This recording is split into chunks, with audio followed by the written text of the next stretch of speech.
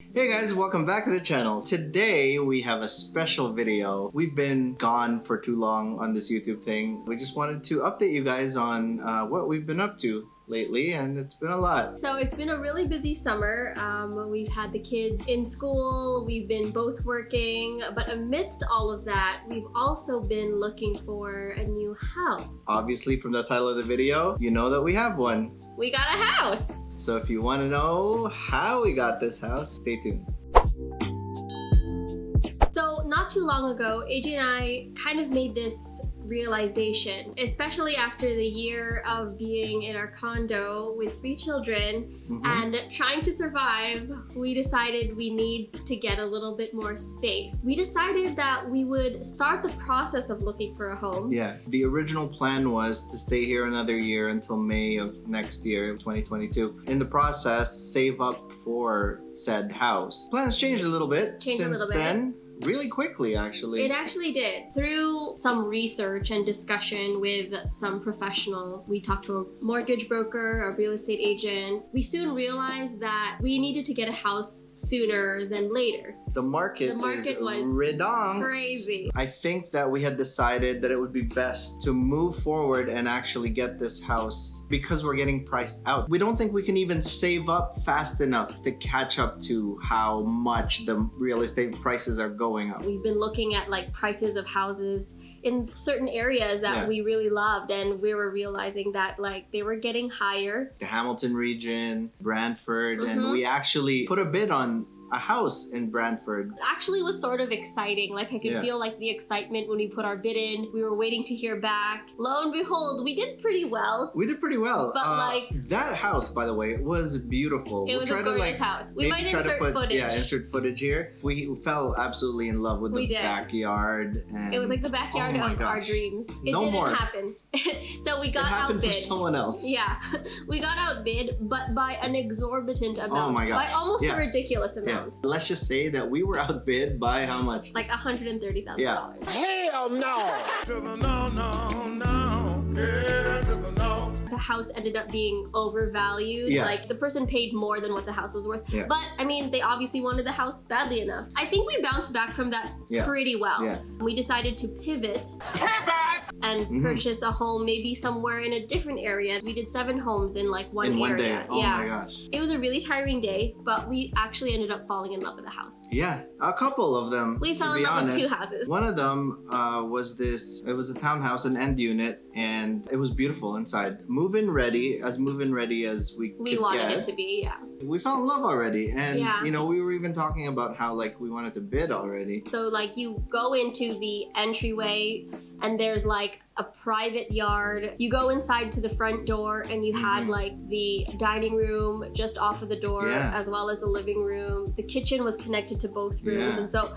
it actually had a really unique layout that like was just not something we had seen before. It was a 3-bedroom, so perfect for our family size, and the basement was finished. Which wasn't even a deal breaker for us, but it was just such a perk. Not just the house itself, but it was also like this feeling we got when we entered the home. It felt like home. I think I was getting a little bit emotional. Yeah. Our realtor was as well. Like you guys loved it. I was trying to film it, so I was a little bit distracted.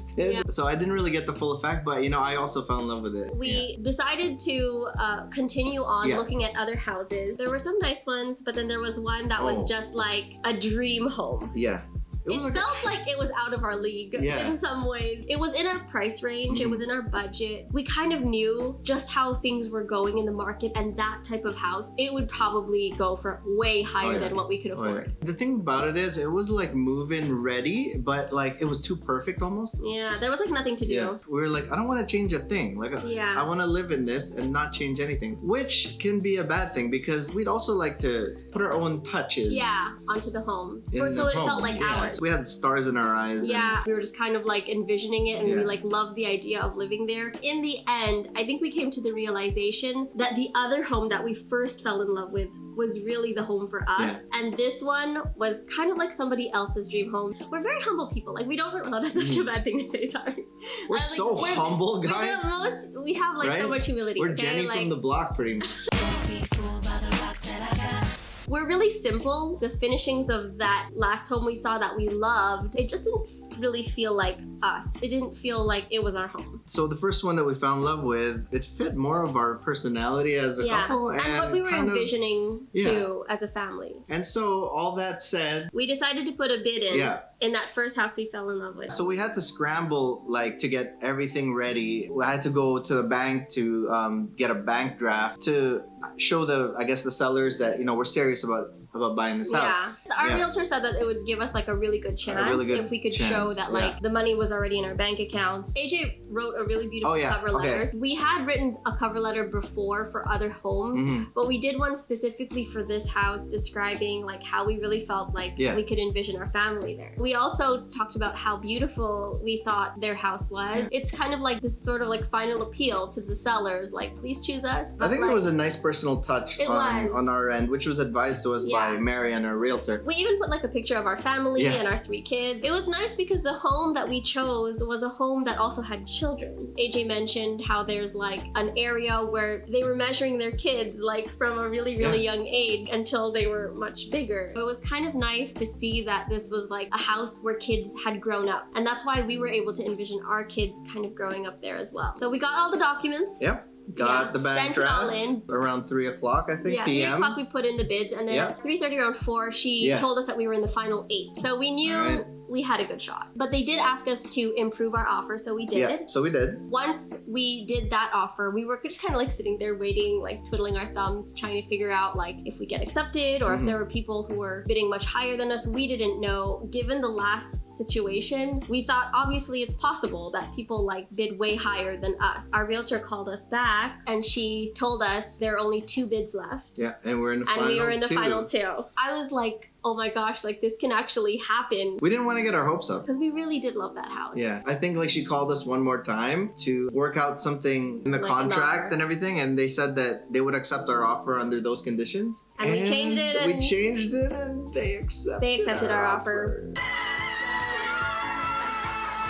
We became homeowners. We're homeowners. Well, not officially. Not officially yet. But that first step to getting a home, we did it. So we actually won, and we couldn't even believe it. Like I had to get the deposit check to our real estate office. Yeah, the brokerage like really that was selling the property. Yeah. It was like such an emotional day. Like the week was so hectic. I think one of the things that our realtor was saying was that one of the things that might have like given us an edge is like the letter. The letter, Apparently, they were reading the letter during the offer presentations, and I made the lady who owned the house cry. Yeah.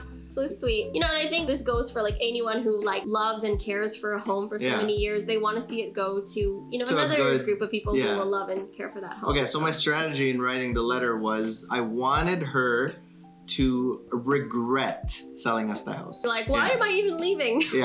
And so I went on the angle of like, your house is gorgeous. Your house is beautiful. You made such beautiful memories in it, and we'd like to continue making memories. And like the house was alive, you know? Your home, especially if your kids grow up in it and everything, like it does become a part of the family. And so we're gonna be moving in the next couple of months. So we may, you know, vlog some of this the process of moving. If, you know, we go MIA again for a little bit, like don't worry, there is some great moving into a new house content that is coming your way. So if you guys like piqued your interest today, you know, stay tuned, you know, for those new people watching, subscribe to us so that you can see the process of how this turns out, and like the video if you haven't already, and we'll see you in the next one. We'll see you guys next time. Bye. That was such a bad act. Hopefully we'll see you in the next video. Bye. Bye guys.